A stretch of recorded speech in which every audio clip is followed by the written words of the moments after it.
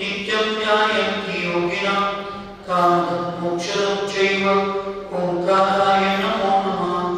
अविरतं शब्दवर्णो प्रक्षालितसकलं भूतलकलङ्का मुनिविरूपासिता सरस्वती ऋतोदुरितम् अज्ञानतिमिरं ज्ञानाञ्जनशलाकया चक्षुरुन्मीलितं येन तस्मै श्रीगुरुवे नमः। श्रीपरमगुरुभ्यो नमः। परम्पराचार्यगुरुभ्यो नमः। सकलकलुषविध्वंसकं श्रेयसां परिवर्तकं धर्मसंस्थापकं भव्ये जीवमनः प्रतिबोधकारकमिदं पुण्यप्रकाशनं पापप्रणाशनमिदं शास्त्रं श्री मरणकण्डिका नामधेयम् अस्य ग्रन्थकर्तार श्री सर्वज्ञदेवा सदुत्तरकर्तार श्री गंधर्वदेवा प्रतिगंधर्वदेवा तेषामुच्च महासाध्य सकल कामिकृति आचार्येण विरचितम् इदं शास्त्रं श्रोतार सावधानतया शृण्वन्तु।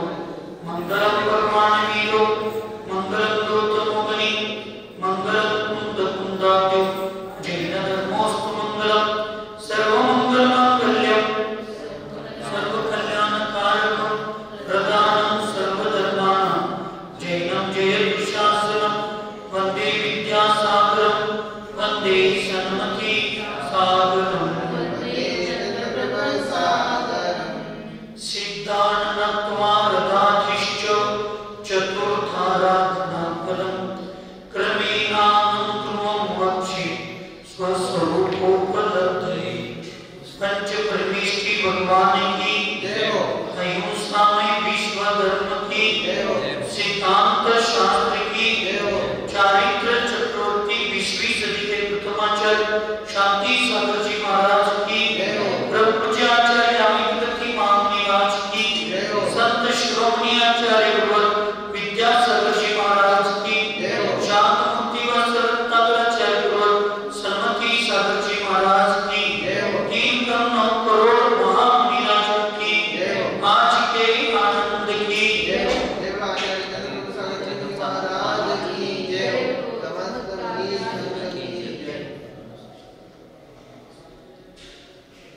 आचार्य भगवंत अमित गती महामुनिराज पूर्व चर्चेमध्ये रत्नत्रयामध्ये प्रयत्नशील होणे म्हणजेच चारित्र आहे आणि आगमामध्ये चारित्र्याची सार ही चतुर आराधना सांगितलेली आहे। सर्व आगमांचा सार ही चतुर आराधना आहे म्हणून सांगितलं। म्हणजे आगमामध्ये चारित्र्याचा सार एकमेव आराधना आहे आणि ती फलितार्थ होते मोक्ष मार्गासाठी अशा पद्धतीची भावना आपल्या समोर आचार्य भगवंतांनी मांडली। आज मरण समय भी आराधना की विराधना अनंत संसार का कारण है। माताजी मरणाच्या समय आयुष्यभर आम्ही केलो आणि समाधीच्या वेळेला जर ह्या आराधनाची विराधना झाली म्हणजे आम्ही सोडलो किंवा असं जर त्याच्या आळस केलो तर त्या ठिकाणी अनंत संसाराला सुद्धा कारण होऊ शकतो असं आचार्यांना सांगायचं आहे। म्हणजे सगळ्यात महत्वाचं आयुष्यभर केलं म्हणजे आता शेवटला जरा आळस केला तर चालतोय असं होतं नाही। वर्षभर अभ्यास केलं आणि परीक्षेच्या वेळेलाच आता वर्षभर केलोय 350 दिवस मी शाळेत हजर आहे मी शेवटचे 15 दिवस नाही राहिले तर काय होतं तिथं 325 दिवस हजर राहिले पास करायचं आणि 350 दिवस शाळेत उपस्थित आहे फक्त शेवटच्या परीक्षे वेळेचे 15 दिवस नाही चालेल का? चालणार नाही। त्याचा आयुष्यभर अभ्यास केलो चारित्र केलो सगळं केलं आणि जर शेवटला आपण त्याला म्हणजे जर आळस केलो ते सुद्धा अनंत संसाराला कारणीभूत आहे अशा पद्धतीने इथं आचार्य महाराज सांगतात. चतुरंगम प्रपादापि चिरकाल मधुषणं विराज्यं म्रियमाणा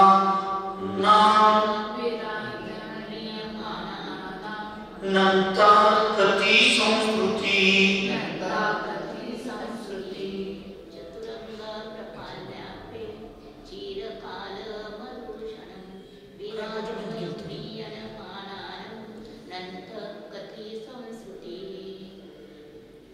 चिरकालपर्यंत सम्यक्त्व, ज्ञान, चारित्र और तप इन चारों आराधनाओं का अतिचार रहित पालन करके भी यदि कोई मुनिराज मरण काल में उन आराधनाओं की विराधना करते मरते तो उनके अनंत काल पर्यंत संसार परिभ्रमण होता है ऐसा जिनेंद्रदेव ने कहा.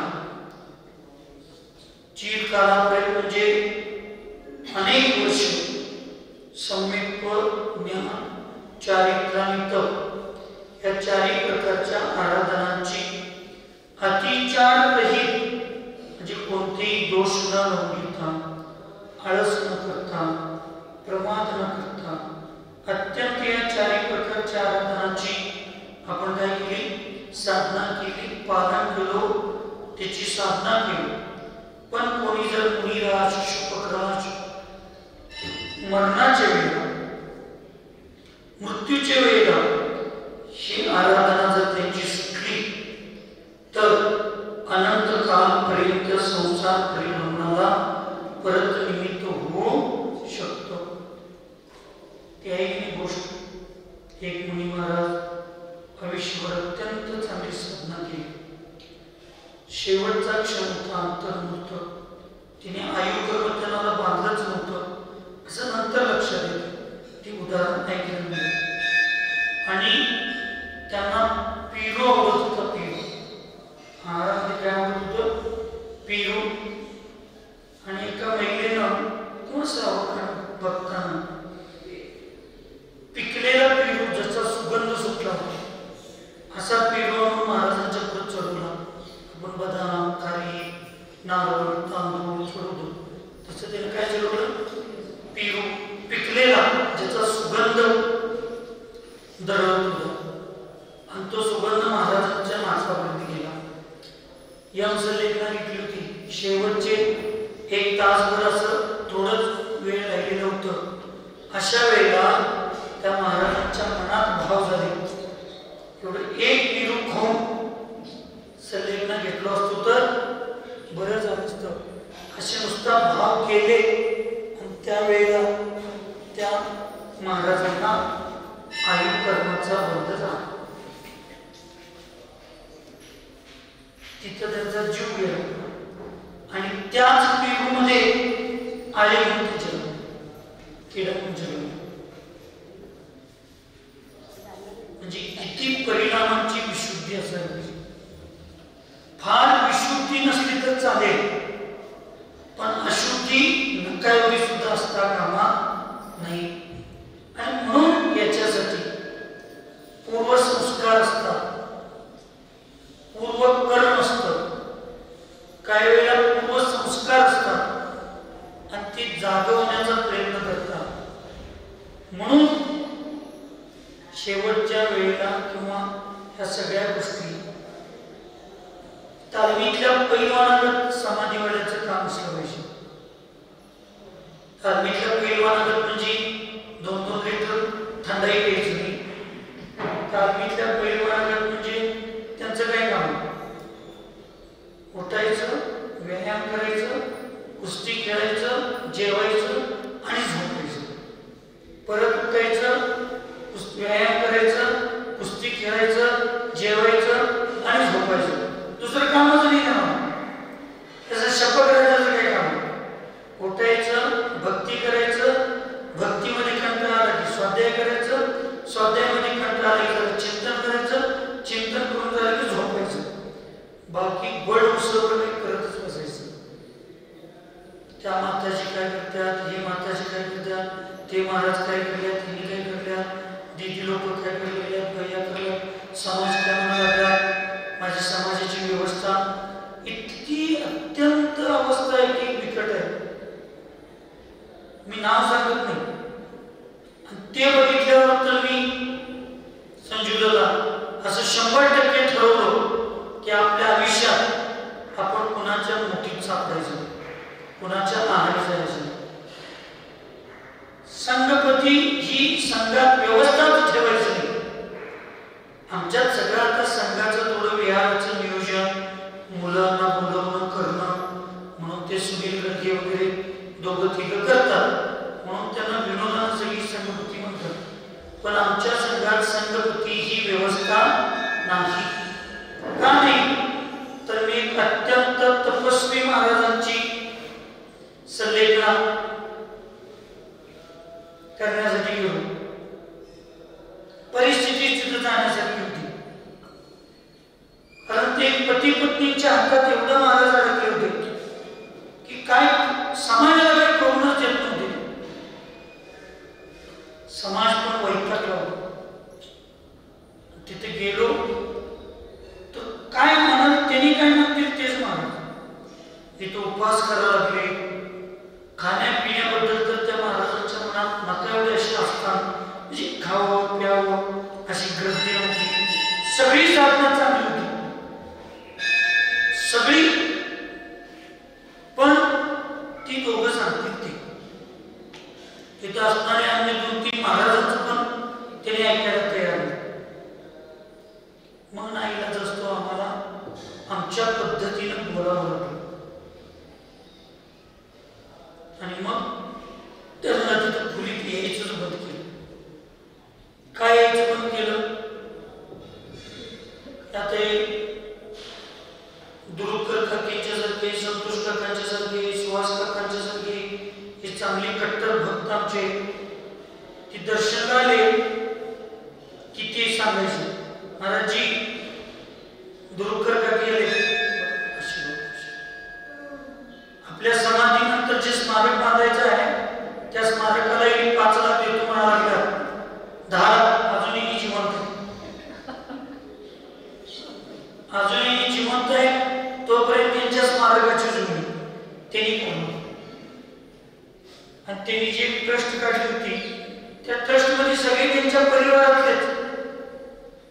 आणि आमच्या भागातली खोली 4-5 मागे लागली होती. महाराजांच्या नाव महाराजांच्या मागे सगळं जग लागलं पाहिजे. त्या ट्रस्टियांच्या नवराबाईच्या मागे जणू काही ते देव असल्याचं वागत होतं. एक दिवस माझ्या कानावर त्या दिवशी सांगितलं, परत खोलीत पोट टाकला तर तुम्ही नाही. एक तास महाराजांना घरातच, पण महाराजांना त्यांच्या गुरूंचं नाव सांगून त्यांच्या गुरूंनी सूचना मला दिले, आदेश दिले, तुमची सल्लेखना चांगली व्हायला पाहिजे. आयुष्यभर त्यांनी एवढं चांगलं काम केले, हजारो नव्हे लाखो लोकांना व्यसनमुक्तांनी चांगलं बनवले. आणि त्या गुरूंची इच्छा आहे तुमची सल्लेखना चांगली व्हावी.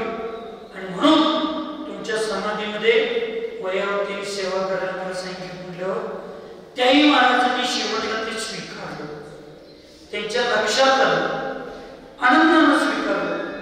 आणि मग इतके परिणाम त्या साधूंचे चांगले झाले, इतके परिणाम चांगले झाले.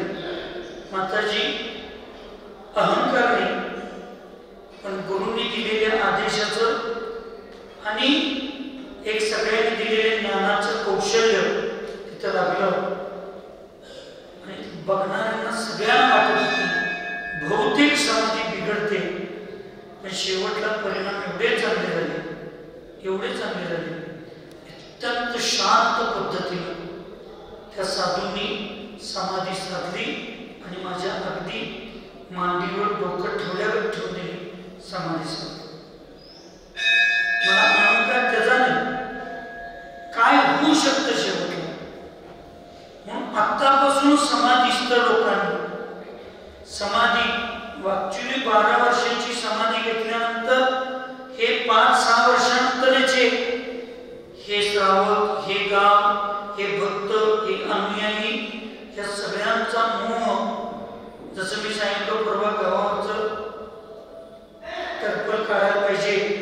तसे मोठे हे थोडे दोष कमी करत करत करत हा मोह मायाचा हे सगळं सोडत आपण कुठं काही उपक्रम राबवतो असेल, जसं आम्ही आता हॉस्पिटल अकॅडमी हे चाललंय, किंवा समजा कोठीच्या मंदिराची सुद्धा जबाबदारी म्हणणार नाही, पण या लोकांच्या श्रद्धेपोटी थोडं मार्गदर्शन असं आम्ही त्यांना सांगतोय. काम त्यांची कमिटीच करायला लागले, दान समाजच द्यायला लागलाय. मी काय माझ्या कुठल्या बाहेरून कुठली 1 रुपये त्यांना मी मदत केली नाही, तरी पण त्या लोकांची माझ्यावर श्रद्धा आहे. ही सगळ्यात महत्वाचं. आज पैसे देणारे महाराज सगळ्यांना चांगलं वाटतं, पण कोथीवाल्यांना मी 1 रुपये कुठला न देता तरी पण या लोकांची माझ्यावर अजून श्रद्धा आहे. हेच माझं फार मोठं मी सौभाग्य समजतो. म्हणजे अजून असा प्रामाणिकपणा, गुरूंच्या ज्ञानावर श्रद्धा ठेवणार अजून अशी लोक फार कमी आहेत. खरं अजून कुठं तर सुरक्षित आहे आपला धर्म. तर जर माझ्या मृत्यूचा समय आला तर मला मग हे कोथीचं मंदिर, कवठेपीराचं मंदिर, ते मानकापूरचं मंदिर, ते अकॅडमी, ते हॉस्पिटल, या सगळ्या गोष्टींचं विकल्प मला सुटलं पाहिजे. त्या सगळ्या लोकांना बोलवून क्षमायाचना करून आता मी माझ्या आत्मकल्याणासाठी ज्याच्यासाठी मी वेळ पडलोय त्याच्याकरता मला 100% वेळ दिला पाहिजे. आतापर्यंत तुम्हाला जे करायला माझ्याकडं अनुभव मार्गदर्शन मिळालं, हे करत असताना मी तुमची क्षमा मागतो, तुम्ही माझी तुम्हाला मी क्षमा करतो, तुम्ही मला क्षमा करा. क्षमायाचना करून इथून पुढं मग तुमची अनुयायी कोण वारसदार, उत्तराधिकारी, आरिका किंवा आमच्या संघात कोण महाराज, आजपासून ती जबाबदारी तुमची, किंवा तुम्हाला कोण योग्य वाटते त्यांच्याकडे करा. म्हणून आपण ती सगळं डोक्यातनं असे मोठे पहिला एक जबाबदारी सोडून एकेकाचा मोह असं कमी करत यायला नसेल तर मग शेवटला असं कुठं तर बिघडण्याची शक्यता असते. म्हणून 12 वर्षाची साधना कशासाठी? मला जे आवडते पदार्थ आहेत त्या आवडत्या पदार्थांचा मला महिना 2 महिने 3 महिने म्हणजे त्याग केला पाहिजे. पण ह्या 3 महिन्यात माझे परिणाम नाही बिघडले तर पुढं माझे परिणाम बिघडणार. आणि जर तसं मला चंचल वाटायला लागलं तर मग आपण स्वाध्यायाच्या माध्यमातून, चिंतनाच्या माध्यमातून, किंवा आपल्या वडीलधाऱ्या, आपल्यापेक्षा मोठ्या वरिष्ठ आचार्य किंवा ज्ञानी लोकांच्याकडून ती बुद्धी स्थिर करण्यासाठी मग ह्याच्यात आपलं मन लागलं. मग अनाधिकारापासून किती वेळा पेरू खाल्लोय, आता 1 पेरू नाही खाल्लो तर माझं काय बिघडणार आहे?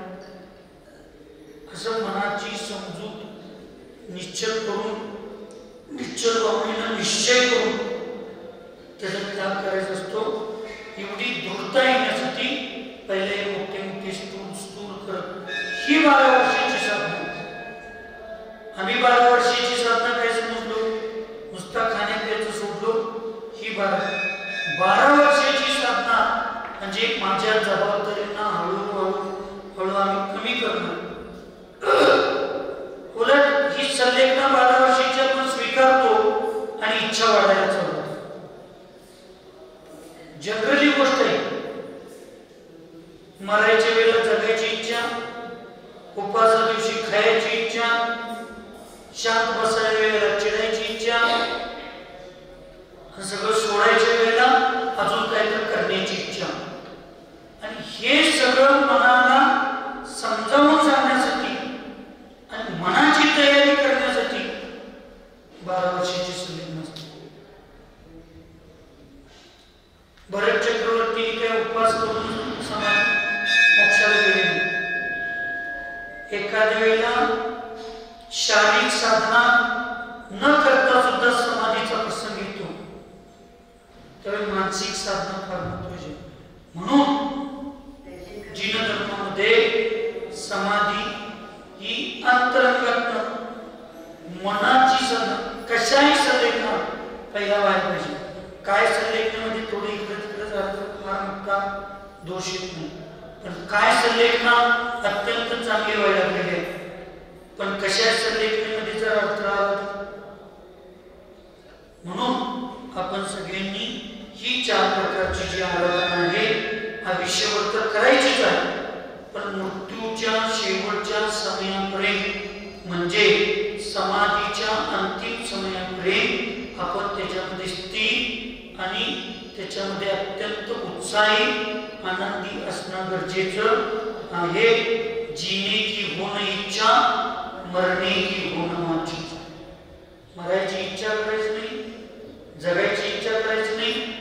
ज्यांना आपण निर्यापकाचार्य निवडतो त्यांच्या मार्गदर्शनामध्ये त्यांनी सांगते की खावा खायचं, हे सोडा सोडायचं. जर असं करता काय आपली ताकद असेल तर हो म्हणायचं आणि पुढे जायचं. अशा पद्धतीनंच आपल्याला या सगळ्या गोष्टी कराव्या लागतात. निर्दोष और सदोष चरित्र पालन में महान अंतर. मग अशी शेवटला त्या 4 आराधनांची विराधना झाली तर परत अनंत संसाराला निमित्त होऊ शकतो. आता निर्दोष आणि सदोष चारित्र्याच्या पालनामध्ये किती महान अंतर आहे. महान म्हणजे काय? पृथ्वी आणि आकाशाचं जसं अंतर आहे ते सांगतात नाही. विशुद्धसागर आचार्य म्हणतात शेवटले एक वाक्य, आत्मा स्वभावम परभाव भिन्न. असं ते म्हणतात, आत्मा स्वभावम परभाव भिन्न. आत्म्याचा स्वभाव परभावांशी अत्यंत भिन्न आहे. अत्यंत भिन्न म्हणजे काय? शरीराने आत्मा भिन्न आहे असं नव्हे. अत्यंतचा अर्थ आकाश आणि पृथ्वी यांच्या जेवढा अंतर असं भिन्न आहे. हे कधी एक होऊ शकत. तसं आत्म्याचा स्वभाव आणि परभाव विभाग हे कधीही एक होऊ शकत नाही असं समजावून घ्यायचं आहे. तसं निर्दोष चारित्र्याचं पालन करणं आणि सदोष चारित्र्याच्या पालन करण्यामध्ये कर्मनिर्जरा, सातिशय पुण्यवंत, परिणामांचा आनंद, परिणामांची विशुद्धी आणि घेतलेल्या व्रताचा आनंद, समाधान आणि सुख या सगळ्यामध्ये अत्यंत अंतर आहे. समिती बुद्धी संज्ञान दर्शनादी त्रेषिणा प्रवृत्ति तापवादानां जायते महदन्तरम्.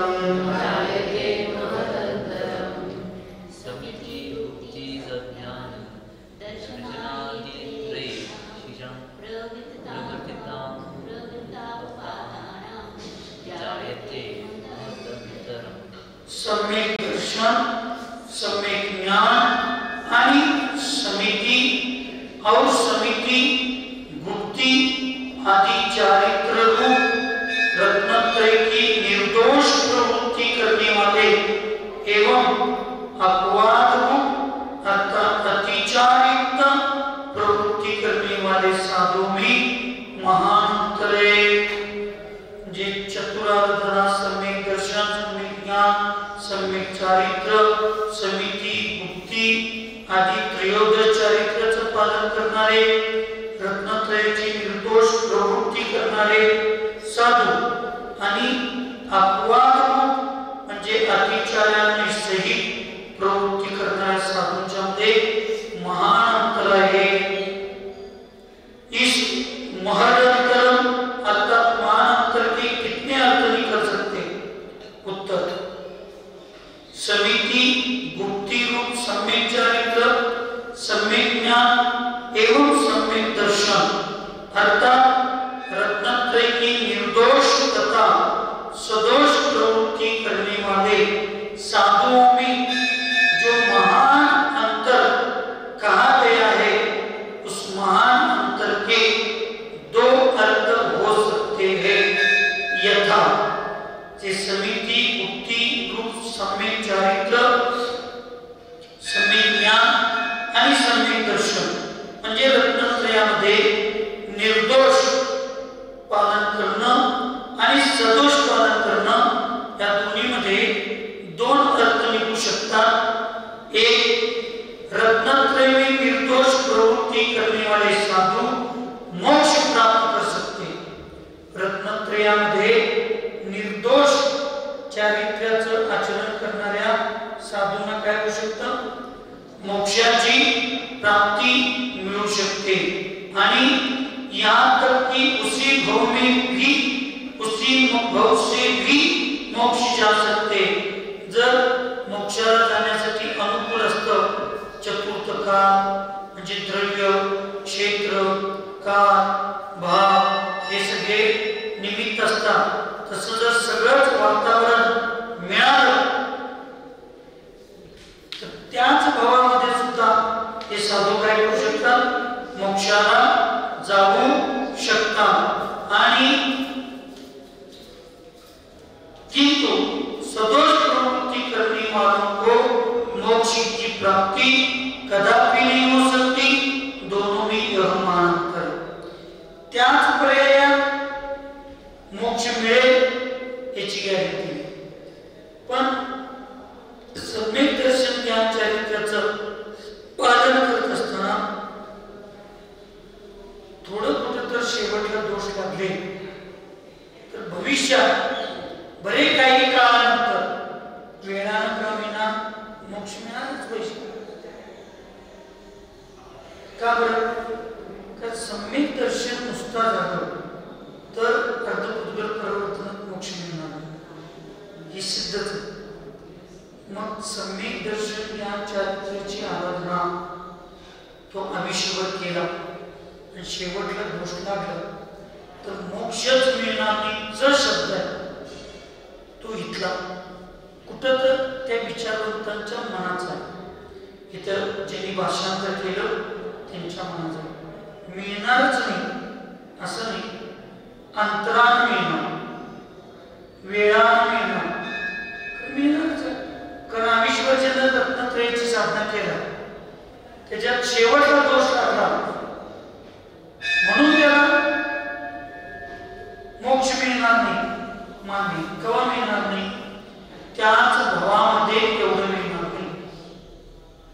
येणाऱ्या 2-4 भावात मिळणार नाही. पण कालांतरानं का विना त्याला मोक्षाची प्राप्ती होणार. नसेल तर मग आयुष्यभर ज्यांनी रत्नत्रयाची साधना केली त्या रत्नत्रयाचं फलच काय मिळणार नसेल. आणि शेवटच्या एका दोष लागणारच नाही. चुकून लागला तर अंतर लांब मिळेल. पहिला नंबर काढला तर पहिल्या फेरीतच ऍडमिशन होईल. पहिल्या फेरीमध्ये नसेल काय की 2 राऊंड, 3 राऊंड, 4 राऊंड आणि काय की कॅप राऊंड काय काय म्हणतात 4-5 राऊंड असते. लयच मार्क कमी पडले तर मग 1 वर्ष वाया जाईल. पण 80, 85, 90% मार्क आहे. 1-2-4% मार्क कमी पडले तर 1-2-4 मध्ये कुठं मिळेल. तसं थोडे दोष लागले तर 5-6 भावामध्ये कुठं तर मोक्ष मिळेल. लयच दोष लागलं तर मग परत अनंत म्हणजे अर्धपुद्गल परिवर्तनात फिरावं लागेल असं आपण समजावून घ्यायचं. संलेखना ग्रहण कर मरण काल में जो साधु शुदा तृष्णादि परिचयों से घबराकर या परिचय आदि के भय से रत्नत्रय में बार बार दोष लगाते हुए संक्लेश परिणाम करते उनका कुछ कम अर्धपुद्गल परिवर्तन का प्रमाण उत्कृष्ट अंतर हो सकता है. अर्थात मरते समय रत्नत्रय से च्युत होकर पुनः उतना काल व्यतीत होने के पश्चात ही रत्नत्रय की प्राप्ति कर सकेंगे. एक उत्कृष्ट सांगितलं उत्कृष्ट जगन्य 2-3 भावामध्ये सुद्धा तो स्थिर होऊ शकतो. उदाहरण काय? जो अनादि मिथ्या दृष्टी असणारा जीव. कोण? अनादि मिथ्या दृष्टी असणारा जीव आयुष्यभर मंद परिणामामध्ये काढला, भद्र परिणामामध्ये, शुक्ल लेशेसारखे त्याचे परिणाम, आणि त्याला दिगंबर दीक्षा घेतली. असं 1, 2, 3, 4, 5 भावात त्यानं दिगंबर दीक्षा घेतली मनुष्य बरोबर. पण त्याचे परिणाम फार शांत, मंद, चांगले, पण त्याला अजूनपर्यंत सम्यक्त्वाची प्राप्ती कधी झालीच नाही. तर असा अनादि मिथ्या दृष्टी मुनी महाराजांचा जीव, ज्याचे पूर्व सगळ्या पर्यायांमध्ये परिणाम मंद आहेत, शांत आहे, कधी कुणाचा वाईट विचार त्यांनी केला नाही, असे मंद परिणाम असणारा जो जीव आहे, तो अनादि मिथ्या दृष्टी जीव जर सम्यक्त्वाची प्राप्ती केल्यानंतर 14-15 अंतर्मुहूर्तात तो मोक्षाला जाऊ शकतो. अंतर्मुहूर्तात, भवात्म अंतर्मुहूर्तात जर करू शकतो, तर आयुष्यभर ज्यांनी चांगली साधना केली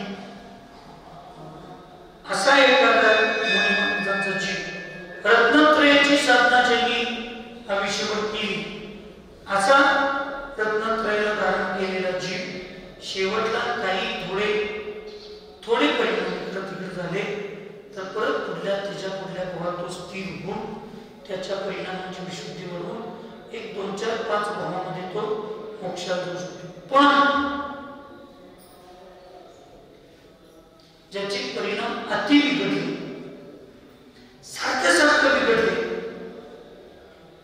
अतिचार अनाचारामध्ये गेला, असं झाले, तर मग उत्कृष्टतेनं तो अर्धपुद्गल परावर्तन काला एवढं तो संसार परिभ्रमण करू शकतो.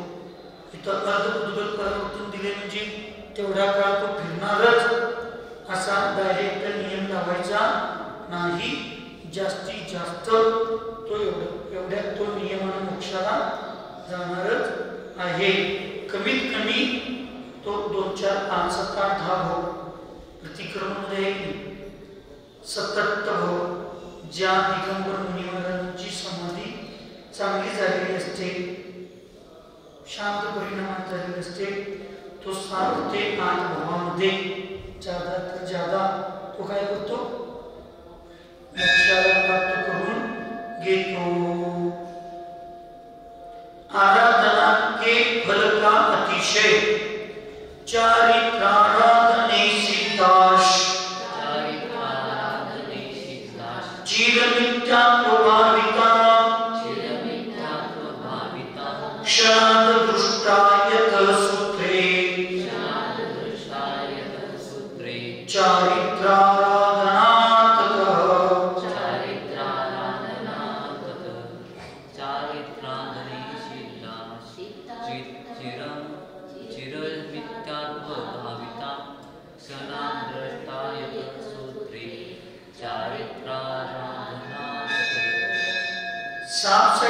साप शिडीच्या खेळासारखं खेळायला समाधी, त्याच्यासारखं साप शिडीच्या खेळासारखं.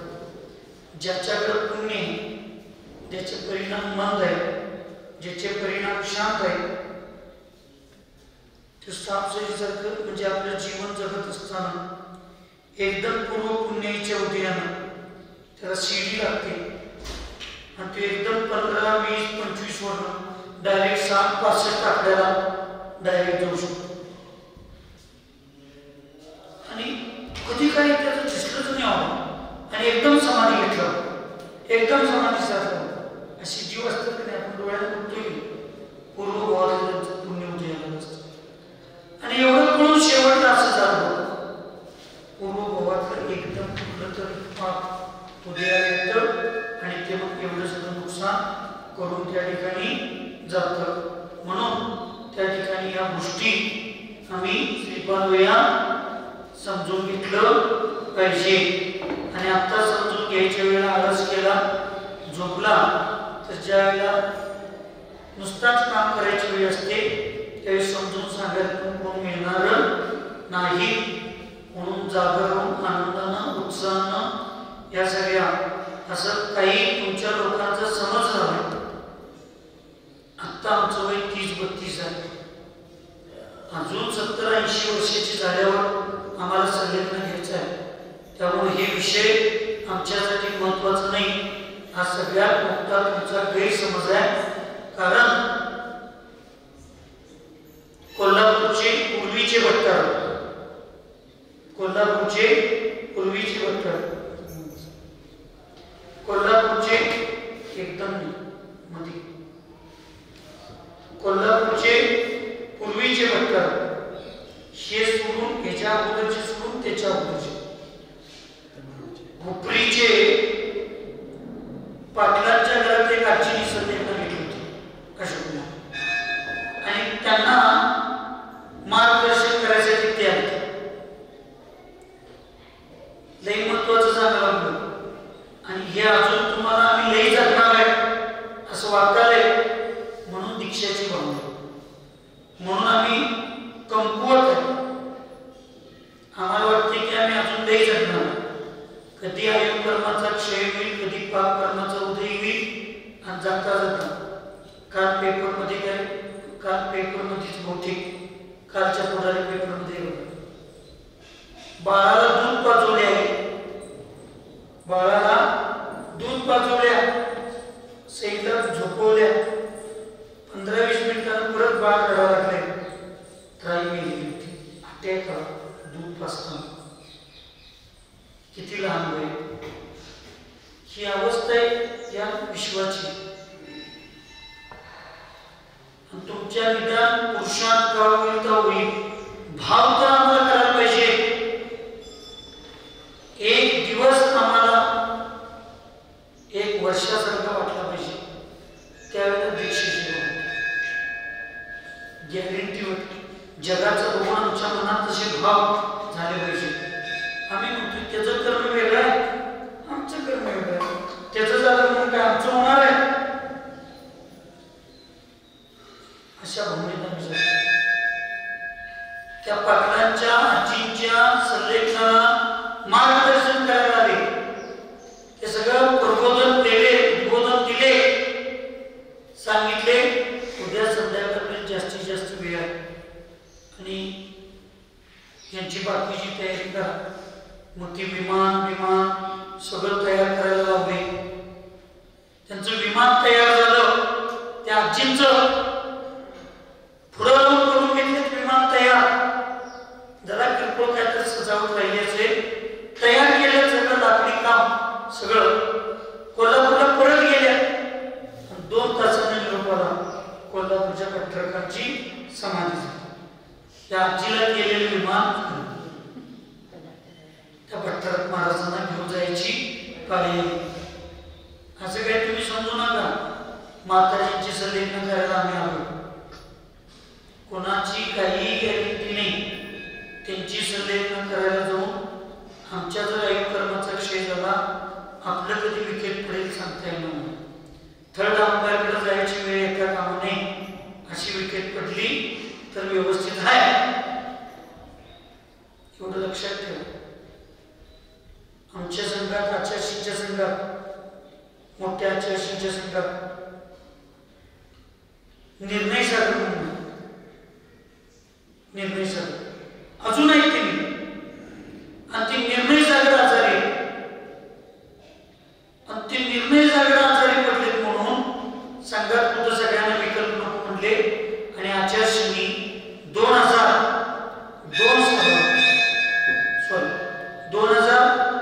सालात त्यांना आणि प्रवचन सागर म्हणून एक महाराज होते. त्या प्रवचन सागर महाराज आणि निर्णय सागर महाराजांना, त्या दोघांना मित्रांना संघातनं बाहेर पडले. म्हणजे प्रभावना खरं जावा आणि संघात सगळीच व्यवस्था आरोग्याची होईल नाही होईल, काय होईल, सामुदायिक सगळं असतंय. तर तुमच्या पद्धतीनं ह्याच्या आरोग्याची काळजी घ्या, औषध पाणी करा म्हणून निर्णय सागर महाराजांचं वयावती करायला त्या प्रवचन सागर महाराजांना पाठवलं.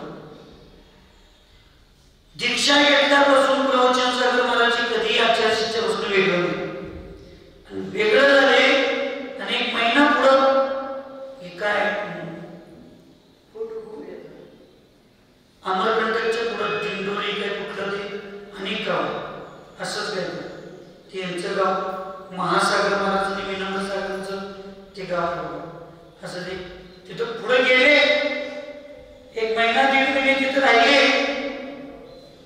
आणि कवा पूर्वी पुत्र चावलेलं निमित्त झालं. पुत्र ते विष काय म्हणतात हार्पिस तो आजार झाला आणि महाराजांना इतका त्रास झाला. कुणाला प्रवचन सागर आणि निर्णय सागर महाराज राहिले अजून पण आहेत तुम्ही. आणि त्या प्रवचन सागरांची संकल्पना 4 दिवसामध्ये सांगितली.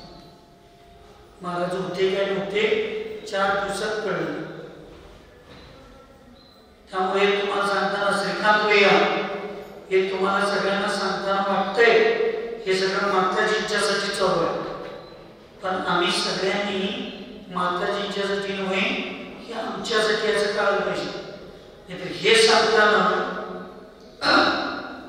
त्या अर्जुनाला श्रीकृष्ण चक्र भेदून आजायचं आणि बाहेर यायचं हे सांगताना सुभद्रा आत जायचं तेवढं ऐकली, बाहेर यायच्या वेळेस सांगायच्या वेळेला झोपली आणि अभिमन्यूला कायमचं झोपावर म्हणावं लागलं. तसे स्वाध्याय चालू असताना जर झोपा लागला तर ऐन वेळेला अचानक ज्यावेळी मृत्यू येईल त्यावेळी त्या मृत्यूला सामोरं जायची ताकद ना तुमच्यात ना माझ्यात कोणाच्यात असणार. म्हणून स्वाध्यायामध्ये लक्ष देऊन व्यवस्थित ऐकायला पाहिजे. हे 2 उदाहरण तुमच्याकडे मी मागतोय.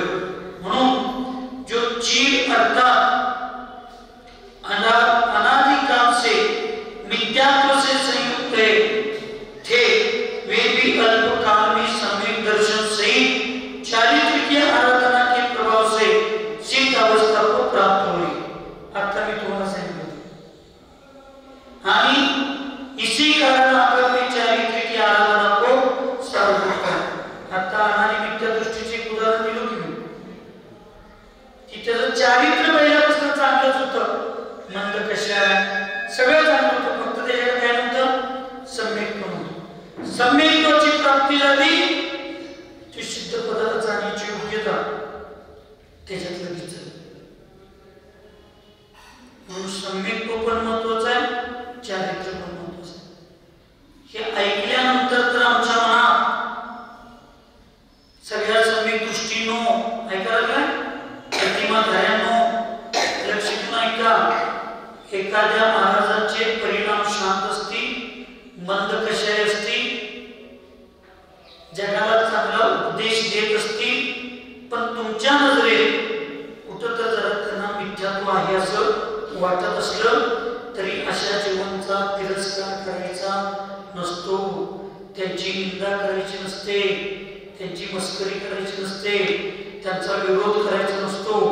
कारण आज मिथ्यात्व अवस्थेत जरूर आहे पण त्यांचं कठोर चारित्र्य आहे. चारित्र्य त्यांचं कठोर आहे, तपस्या कठोर आहे, कशाही मंद आहे, परिणाम चांगले.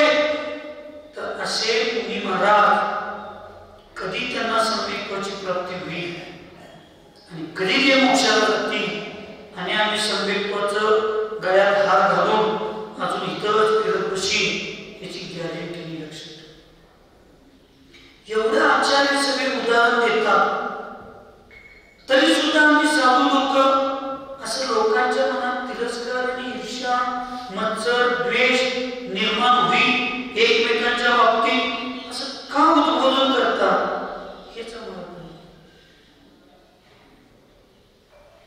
कशी परिणामाची स्थिरता राहणार. म्हणून चारित्र आराधना सुद्धा आगमामध्ये श्रेष्ठ आहे.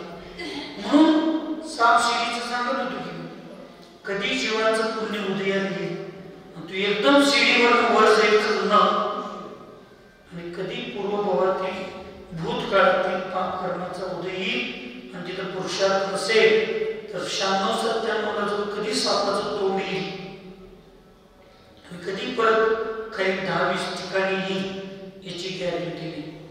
म्हणून इथं परिणामांची विशुद्धी, कषायांची मंदता ही श्रेष्ठ आहे.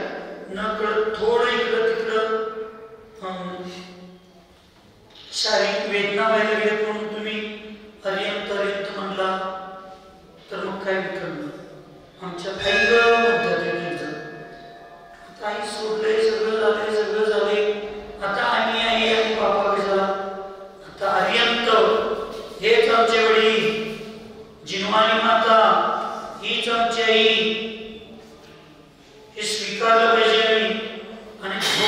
सुद्धा तुम्हाला उचकी आली, झोपत वेगळं वेगळं डोकं दुखतंय, करंट होतंय, अशा वेळी सुद्धा अर्यंत सिद्ध यांचंच नाव आठवणार पाहिजे. मी सत्य सांगायला बघ, भीती बाळगू नाही. ही अवस्थे कधी आम्ही कोम्यात जाईल, कधी आमची शक्ती क्षीण होईल, कधी आम्हाला ऐकायला कमी येईल, कधी आमच्या तोंडातून शब्द बाहेर पडायचे बंद होतील याची गॅरंटी नाही. आणि ज्या वेळेला आम्ही मूर्छित अवस्थेत जाईल, त्या अवस्थेच्या पूर्व समयामध्ये जे तुमचे परिणाम आणि जे तुमच्या मुखातून शब्द यायला लागले, जे तुमच्या हृदयात वास केले, तेच मूर्छित अवस्थेत सुद्धा असतात. कोम्यात गेलेली लोक ज्या म्हणजे एखाद्या घटनेला दुर्घटनेला बघून कोम्यात जातात, त्यांना ज्यावेळी जाग येते तेच बघून ते भिलेले असतात. उठताना काय होतं तेच डॉक्टर बरोबर आहे का चुकीचे तेच. म्हणजे मी रक्षक पिक्चर बघितलं, ते सुनील शेट्टी कोम्यात गेला की ते बायकोला मारतात ते बघू, तर जे कोम्यात भरले ना ते तेच त्याला आठवणार सगळं. आणि काही साधूंचे तेच पण आम्ही सगळ्या गोष्टी या बघितल्या होत्या, या गोष्टी काही बघितल्या होत्या. त्यामुळं आम्हाला हे लक्षात आलं पाहिजे की ज्या वेळेला जीव कोम्यात जातो त्यावेळेचे त्याचे जे परिणाम असतात, त्या परिणामांची प्रवाह तीच ज्ञानधारा पुढे चालू असते, तीच ज्ञानधारा ती पुढे चालू असते. मग तुम्हाला अति त्रास व्हायला लागलाय आणि त्या तुम्ही अर्यंत सिद्ध म्हणायचं सोडला, नमोकार मंत्र म्हणायचं सोडला आणि कुठं कशाय पण करत बसलो, संकटच्या लोकांच्या छेदाचिरी कशाय करत बसलो आणि अचानक आपल्याला जर मूर्छित अवस्था आली तर काय करतो?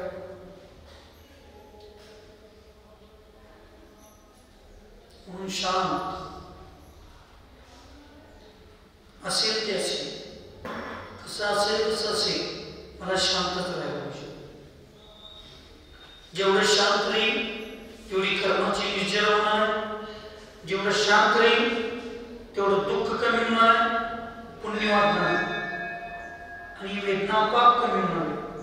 मला फक्त जाणता ज्ञाता दृष्टावनं मी त्याच्याकडं बघत बसलो. दंगा केल्यावर वेदना कमी होणार आहेत का? ओरडल्यावर वेदना कमी होणार आहेत का? उलट वेदना वाढणार. म्हणून जेवढं शक्य असेल तेवढं परिणामाची विशुद्धी करणं फार गरजेचं आहे. चारित्र की आराधना को सब आराधनाओं का सार क्यों कहा गया है? तस्मिन्नीव भवे त्रसतामापन्नः.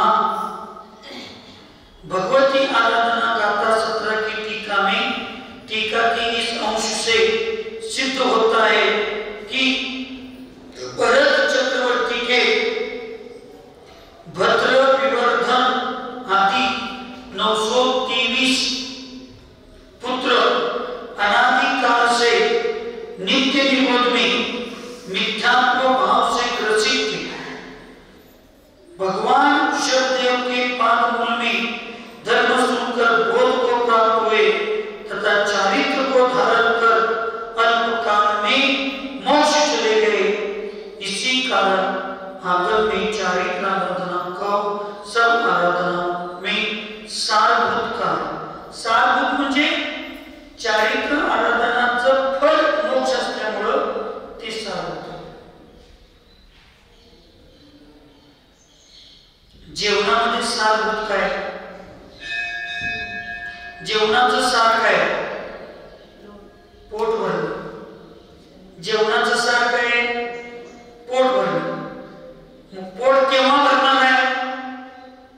ते जेवणामध्ये लोण असेल, मीठ असेल तर पोट भरणार, नाहीतर आणि स्वयंपाकानं पोट भरत नाही.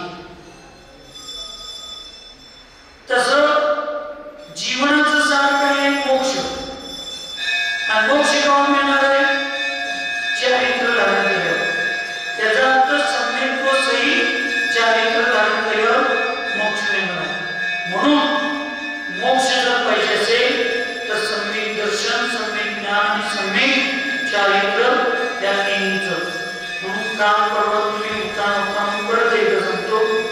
दर्शन आणि ज्ञानाचं सार फळ चारित्र्य. दर्शन आणि ज्ञान, सम्यक दर्शन आणि सम्यक ज्ञानाचं फळ आणि सार काय? चारित्र्य. आणि चारित्र्याचं फळ किंवा सार काय? केवळ ज्ञान. केवळ ज्ञानाचं सार आणि फळ काय? मोक्ष. म्हणजे यथाख्यात चारित्र्याचं वर्णन इथं घेतलं तिने की दर्शन आणि ज्ञानाचं फळ सार चारित्र्य. चारित्र्याचं फळ आणि सार यथाख्यात चारित्र्य आणि यथाख्यात चारित्र्याचं फळ मोक्ष, सिद्ध फळ असं पण सांगितलं. काल परवा आचार्यांनी दर्शन आणि ज्ञानाचं फळच यथाख्यात चारित्र्य सांगितलं. केवळ ज्ञान आणि केवळ दर्शनाचं फळ काय सांगितलं? यथाख्यात चारित्र्य. आणि यथाख्यात चारित्र्याचं फळ मोक्ष, सिद्ध पद सांगितलं. त्यामुळं एकानंच सगळं होते असं नाही, त्याच्यावरती अवलंबून आहे, त्याच्यावरती अवलंबून आहे, त्याच्यावरती अवलंबून. म्हणून या गोष्टी आपण समजावून घेतल्या पाहिजे. शंकारूप गाथा या ठिकाणी सांगितलेली आहे. म्हणजे प्रश्न केला है, जब मरण काल में ही आराधना का अतिशय प्राप्त हो जाता है तब उसके पूर्व आराधना का क्या प्रयास क्यों? मग मरते वेळी आराधनेचा फळ जास्त सांगितलंय तर मग आयुष्यभर करण्याची काय गरज आहे? असं महावीर सारख्यांना प्रश्न पडू शकतो. पडू शकतो की नाही? पडू शकतो. मग परीक्षा दिल्यावर पास होणार आहे. मग परीक्षेच्या पुरतच शाळेत जायचं, वर्षभर जायची काही गरज आहे का? आहे की नाही? वर्षभर शाळेत गेलं तर परीक्षेत पेपर लिहण्याची क्षमता योग्य येणार आणि परीक्षेत पेपर लिहिलो तर माझा नंबर येणार. हे जसं योग्य आहे तसं आयुष्यभर आपल्या आत्म्यावरती संस्कार असतील, आपल्या बुद्धीवरती संस्कार असतील, धर्माचे, ज्ञानाचे, सम्यक्त्वाचे हे सगळे असतील तर शेवटला ते स्थिर राहणार. नाही तर राहणार नाही. पांडवांनी सगळं राज करून पण शेवटी समाधी का साधली? आयुष्यभर त्यांच्यावर संस्कार होते, पण त्याच गुरुकुलमध्ये शिकणाऱ्या कौरवांची समाधी का झाली? कारण त्यांच्यावर संस्कार वेगळं करून घेतले होते. प्रत्येक गोष्ट कौरवांनी ईर्ष्येच्या रूपात घेतली आणि प्रत्येक गोष्ट पांडवांनी धर्माच्या रूपामध्ये स्वीकारली. म्हणून आयुष्यभर केलेले संस्कार हे शेवटला फलितार्थ करतात. एकदम अचानक संस्कार झाले आणि ते लगेच कार्याची पुण्यपूर्व असेल तरी नक्की येणार नाही. म्हणून इथं आचार्य सांगतात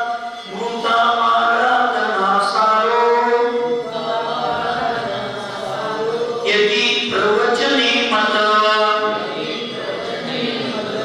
किमितानि सदा यज्ञश चतुरंगे विधीयते. मरण काल में आराधना का सार प्राप्त होता है. यदि आगर में ऐसा कहा गया है तब फिर चारों प्रकार की आराधना में सदा का प्रयत्न करने की क्या आवश्यकता है? मतलब उत्तर आचार्य महाराज येतात परिकर्म विधातव्यम सर्वथा आराधनाधिका सुसाध्याराधना तेन भावितस्य प्रजायते. आराधना संपन्न करने के इच्छुक मुनिजन को आराधना की सिद्धि के लिए आराधनाओं के सहायभूत परिकर्म अर्थात परिकर्मी सर्वकाल प्रयत्नशील रहना चाहिए. क्योंकि जिसने पूर्व में बड़ी प्रकार आराधनाएं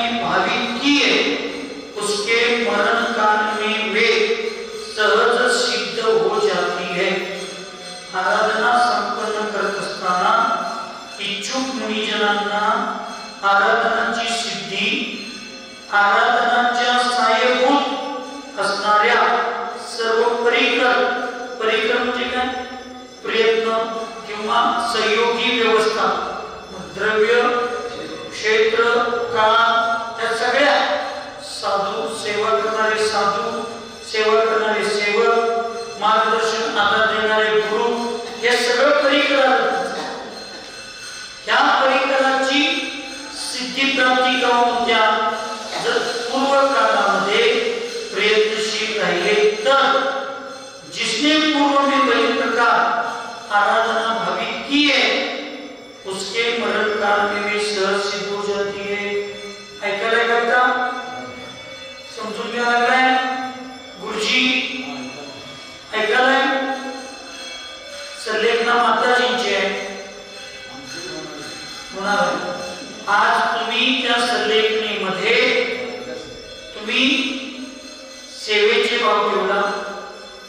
तुम्ही त्या माताजींची संलेखना चांगली होण्यासाठी अशोक मामा एक अर्धा तास वेळ दिला, जापे घातला, एखादी भक्ती केला.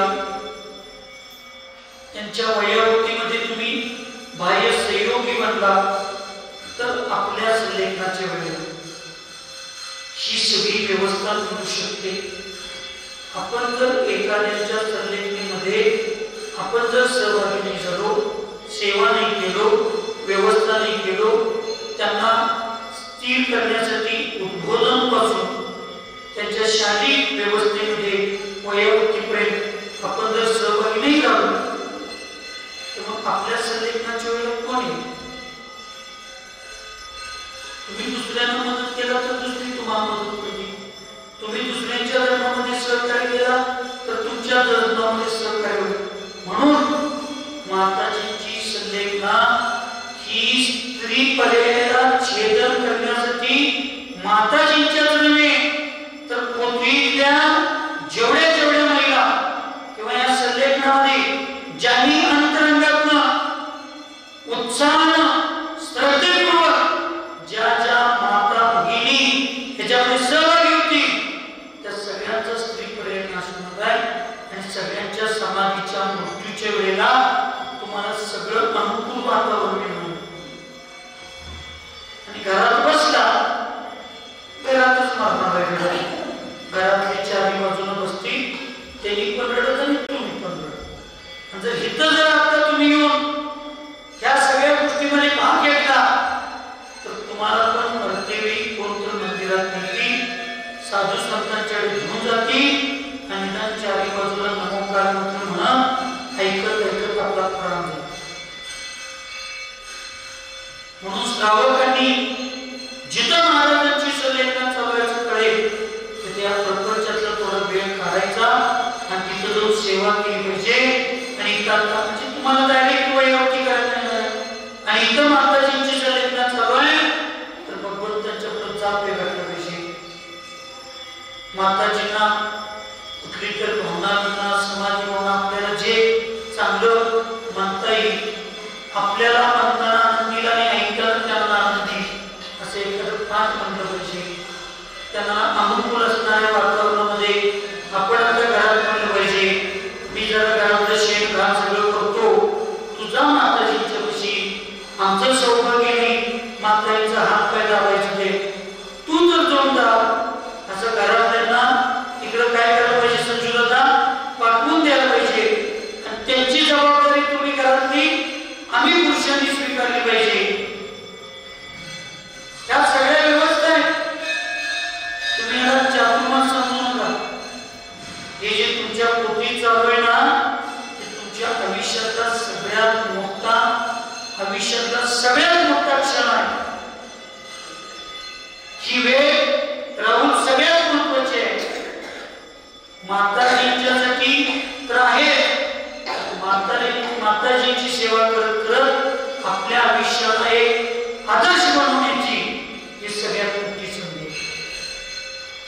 अशा वेळेला जर आम्ही झोपलो धर्मात आणि अजून पण आम्ही नुसता प्रपंचाने बाहेरच्याच व्यापात जर टाकून बसलो तर मग आपलं भवितव्य chances is not again and again.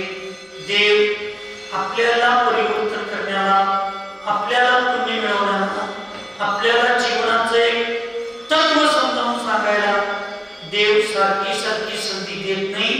एकदा दोनदा संधी येते, तेवढ्यात आपण जागा होऊन त्याचा आनंद घेतला पाहिजे असं आचार्यांनी या ठिकाणी सांगितलेलं आहे. प्रश्न केला, परिकर्म किसे कहते हैं और यह क्यों करना चाहिए? तो आचार्य उत्तर देता, सहायक सामग्री परिकर्म या परिकर है. कार्य सिद्धि के अनुकूल सहायक सामग्री जितनी अधिक शक्तिशाली होती है, कार्य उतनी ही सहजता से संपन्न हो जाता है. अतः कार्य की सहज पूर्णता के इच्छुक जीवों को सहायभूत परिकर में सतत प्रयत्नशील रहना चाहिए. कारण जेवढं सक्षम असेल तेवढंच कार्य सक्षम होतं. मग माताजींच्यासाठी इथं तुम्हीच कारण आहात, तुम्हीच कार्य आहात. तुमचे अंतरंग परिणाम तुमच्यासाठी कारण आहे. बहिरंग परिणामांची, बहिरंग शारीरिक कशा तिथं बघा काय लावायचं, हा महत्वाचा सिद्धांत. कशाही संलेखनासाठी, कशाही संलेखना हे कार्य पूर्ण करायचं असेल तर काय संलेखना कारणभूत आहे आणि काय संलेखना जर कार्यभूत चांगली करायची असेल तर कशाही संलेखना कारणभूत आहे, एकमेकाला पूरक आहे. आणि हे सगळं कार्य करणार कोण आहे? तुम्ही स्वतः करणार. म्हणजे तुम्हीच अंतरंग निमित्त आहे, तुम्हीच बहिरंग निमित्त आहे. तुमचे परिणामच कारण आहे, तुमचे परिणामच कार्य आहे. हे तुमच्यासाठी, आमच्या सगळ्यांच्यासाठी. आमच्या अंतरंगाची परिणामांची विशुद्धी आम्ही मध्यवेळी जर चांगलं व्हायचं असेल तर आज माताजींची संलेखना कारण आहे आमच्या समाजाच्या कार्यासाठी, आमच्या समाजाच्या कार्यासाठी. म्हणून कार्य कारण हे समजून घ्या. आणि आम्ही जर आयुष्यभर हे कारण केलो, एकमेकाला सहयोग केलो तर आमच्या कार्याच्या वेळेला हे कारणरूप असणारे परिकर सगळी व्यवस्था आहे. चांगली माणसं भेटायला पाहिजे, चांगलं गाव भेटायला पाहिजे, चांगलं वातावरण असलं पाहिजे, चांगले गुरु असले पाहिजे, सेवा करणारी सगळी लोक चांगली असली पाहिजे. हे सगळं परिकर बाह्य रूपातलं मिळायला पुण्य पाहिजे. ते पुण्य आयुष्यभर केलो तर ते पुण्य आम्हाला शेवटला परिकर्ता पडणार आहे. म्हणून आम्हाला बाह्य परिकर जर चांगला मिळायचं असेल, अंतरंग परिकर जर चांगला मिळायचं असेल तर बहिरांनी अंतरंग दोन्ही पद्धतीनं आम्हाला आयुष्यभर आराधना केली पाहिजे, धर्म केलं पाहिजे. नाहीतर डायरेक्ट परीक्षे दिवशी शाळेत काय वाचलो नाही, शाळेत काय केलो नाही आणि डायरेक्ट प्रयोगशाळेत जाऊन मी प्रयोग करतो म्हणलं तर डॉक्टर मॅडम धुराच्या ऐवजी आगच लागायची तिथं प्रयोगशाळेत. कशात काय कशात काय कशाची मर्यादा काय कळणार नाही. तुम्ही नुसता सर्टिफिकेटवर तुम्हाला 80-90% मार्क आहे, पण इंटर्नशिप मध्ये तुम्ही मोठ्या डॉक्टरांच्या हाताखाली तुम्ही प्रॅक्टिसच केला नाही. हे इंजेक्शन, हे औषध ह्या रोगासाठी द्यायचं हे तुम्हाला पुस्तक शिकवू शकेल, पण तुमचे सिनियर अनुभवी डॉक्टरच तुम्हाला कुठलं औषध किती प्रमाणात इथं दंडात द्यायचं आहे, काय फुग्यात द्यायचं आहे, काय शिरत द्यायचं आहे हे सांगणार पुस्तक नाही. ते सांगणार कोण आहे? अनुभवी डॉक्टर असतात. पण केवळ पुस्तकी ज्ञान महत्वाचं नाही, केवळ प्रॅक्टिकल ज्ञान महत्वाचं नाही, डॉक्टर व्हायचं असेल तर पुस्तक आणि प्रॅक्टिकल दोन्ही पाहिजे. तसं आम्हाला जर आमची समाधी साधायची असेल तर आयुष्यभर केवळ बाह्य निमित्त चालणार नाही, केवळ अंतरंग निमित्त चालणार नाही, बहिरंग अंतरंग थेरी प्रॅक्टिस प्रॅक्टिकल हे दोन्ही आमच्या जीवनामध्ये असणं गरजेचं आहे. तुमच्या अक्षय धड्याचं एक वाक्य पाठ आहे, भाव तर चांगले आहेत, भाव तर चांगले आहेत, नुसता भाव चांगले असून चालणार नाही, त्या भावनेप्रमाणे क्रिया पण करायला पाहिजे. दोन्ही केलं तरच आमचं कार्य यशस्वी होणार आहे, नाही तर होणार नाही. म्हणून इथं आचार्यांनी तसं सांगितलं. क्या कौन सा कार्य सिद्ध करना है और उसके परिकर्म कौन कौन से, या समाधि मरण पूर्वक शरीर छोड़ने रूप कार्य सिद्ध करना है. इस कार्य की सिद्धि आराधनाओं से ही होती है. अतः मुनिजन को समर्थ कारण स्वरूप अंतरंग में सम्यक्त्व ज्ञान चारित्र और इन चार आराधनाओं में सतत उद्यमशील रहना चाहिए, जिससे मरण समय वेदना अथवा क्षुधा तृषादि परिचय क्षुधा तृषादि परिचय अथवा उपसर्गादि उपस्थित हो जाने पर भी रत्नत्रय रूप धर्म अथवा ग्रहित आराधनाओं से आत्मा चूक स्थिति व विचलित न हो जाए. यहाँ सर्वदा शब्द से कौन सा कार्य ग्रहण करना चाहिए? उत्तर, आत्म इथेच्छु भव्य जीव आराधना की सिद्धि अर्थात समाधि साधने हेतु ही दीक्षा ग्रहण करते हैं. अपने लक्ष्य की सिद्धि के लिए वे जीवन पर्यंत प्रयत्नशील रहते. म्हणून आत्म इथेची आत्म्याचं कल्याण करण्याची भावना असणारे भविष्य या चारही प्रकारच्या आराधनांची सिद्धी समाधी साधण्याच्या हेतूनच दीक्षा ग्रहण करतात आणि चार प्रकारची साधना करतात, आराधना करतात. आपल्या लक्ष्याची सिद्धीच्या साठी जीवनपर्यंत आयुष्यामध्ये प्रयत्नशील राहतात. दीक्षाच्या मरणपर्यंत का जितना काल होता है उसका दीक्षा का, शिक्षा का, गण पोषण का, आत्मसंस्कार का, संलेखन का और उत्तमार्थ का के भेद से विभाजन किया गया है.